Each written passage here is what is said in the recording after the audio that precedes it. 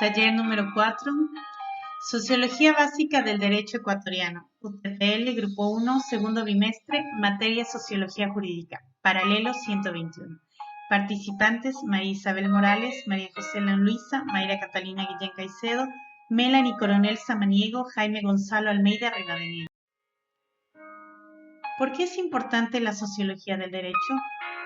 El objetivo general de la sociología es el de descubrir las leyes o las causas que explican el nacimiento, el desarrollo y los diferentes sistemas e instituciones de derechos tales como origen, evolución y diferenciación de los modos de creación del derecho, específicamente de la dimensión social del derecho, de los problemas relacionados con la función social del derecho y más ampliamente del problema de las relaciones recíprocas entre el derecho y sociedad.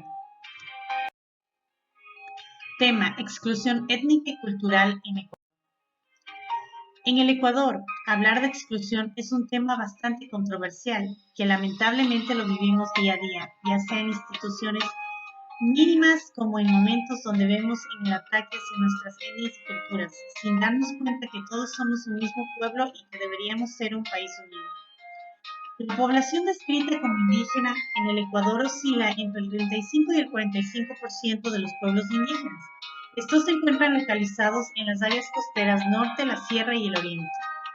La CONAIE, que ha desempeñado un papel muy importante para obtener la enmienda de la Constitución a los efectos de reconocer al Ecuador como un Estado plurinacional.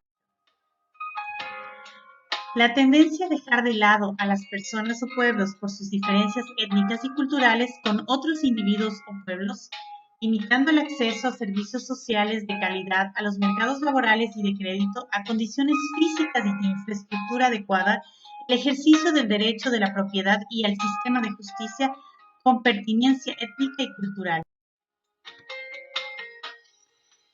De conformidad con las reformas que permiten que los candidatos independientes se postulen a cargos electivos, las organizaciones indígenas empezaron por primera vez a participar en forma coordinada en la política local y nacional en las elecciones de 1996. Los grupos indígenas y otros, incluyendo los sindicatos, se unieron para formar el movimiento político reconocido como Pachacuti, que obtuvo un número considerable de escaños a nivel nacional y local. El movimiento indígena ha logrado transformar el sistema institucional público local y en muchos casos provincial a partir de una enorme revolución organizacional de la sociedad civil global, de la llegada a instancias locales del gobierno, de una serie de innovaciones en el campo institucional. Ello ha modificado las viejas instituciones neocoloniales mediante las cuales se sujetaba a la población indígena y se le volvía invisible. Para incluir la cultura de otros es necesario pertenecer a una cultura mayoritaria o simplemente más poderosa. La exclusión de una cultura o de una forma cultural se basa en el convencimiento de que la cultura que se excluye es tan perversa que hay que eliminarla mediante tácticas de marginación o de exterminio físico. A lo largo de la historia, innumerables grupos culturales han sido estigmatizados y exterminados no por las cosas que hacían o por sus prácticas culturales, sino simplemente por lo que eran. La normativa que cambió la exclusión étnica y cultural. En la Constitución del Ecuador, el artículo 380 dice: velarán mediante políticas permanentes por la identificación, protección, defensa, conservación, restauración, difusión y acrecentamiento del patrimonio cultural tangible e intangible, de la riqueza histórica, artística, lingüística y arqueológica de la memoria colectiva y del conjunto de valores y manifestaciones que configuran la identidad, plurinacionalidad, pluricultural y multiétnica del Ecuador.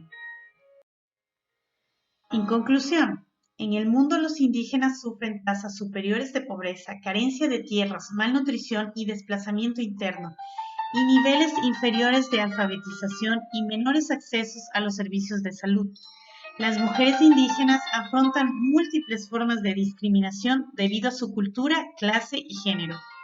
El panorama general de la situación actual de los pueblos indígenas y afrodescendientes es la tendencia a dejar de lado a las personas o pueblos por sus diferencias étnicas y culturales o por otros individuos o pueblos, limitando el acceso a servicios sociales de calidad, a los mercados laborales y de crédito, a condiciones físicas y de infraestructura adecuada, al servicio del derecho de la propiedad y al sistema de justicia con pertinencia étnica y cultural y de los aspectos de equidad que deben ser abordados de manera urgente para todos los países de la región. Actualmente, pese a que el Estado garantiza la inclusión, aún no son excluidos.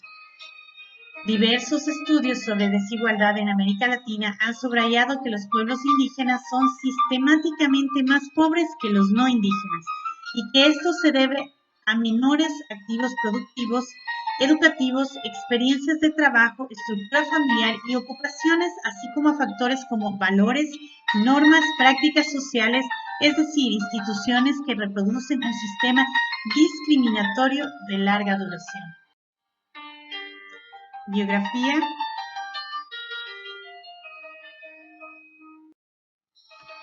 Muchas gracias.